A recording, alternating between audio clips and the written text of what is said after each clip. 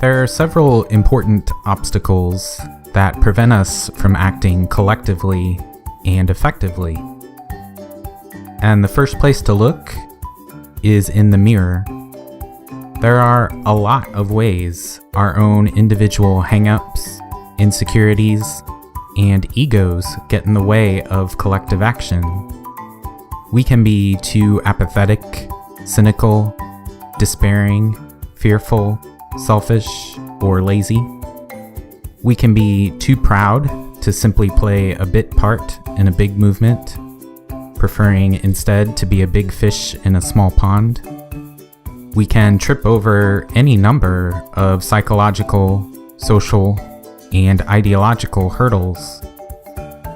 For example, if you're the sort of person who values being seen as reasonable and rational, you might take the shortcut of always aiming for the middle ground between two extremes, even though that isn't always the right way to go. By contrast, if you're the sort of person who values being seen as passionate and committed, you might fall into the trap of black and white thinking, always taking the more extreme position, never satisfied with anything less than 100% of what you want, even though that, too, isn't always the right way to go. A lot of people also have problems with authority, or can't stand to be low on the totem pole.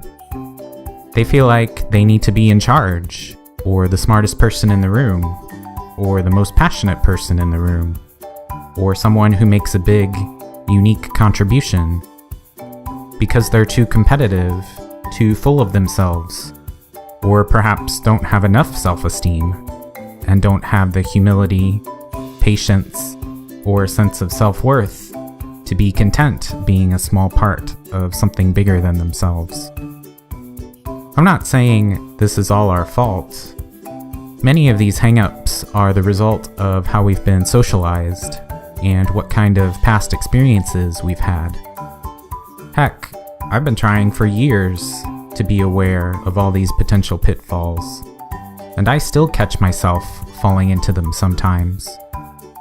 But just because it isn't our fault doesn't mean it isn't our responsibility to get ourselves straightened out.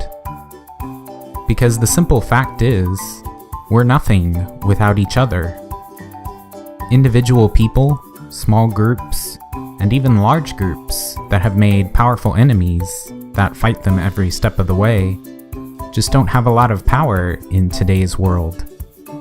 Our greatest strength is our numbers, and yet we waste that potential every single day. We come up with enormous amounts of evasions, excuses, and rationalizations not to be part of the solution. We create lasting divisions and hostilities over the slightest disagreements and provocations. We oppose and compete with each other when cooperation is literally the only hope we have of generating enough influence to make the world a better place.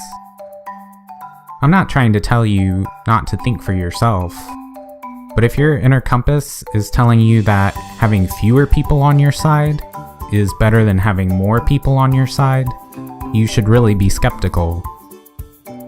We trick ourselves every day into not coming together as one. We need to look ourselves in the mirror, get our own hangups and evasions straightened out, and both encourage and help others to do the same.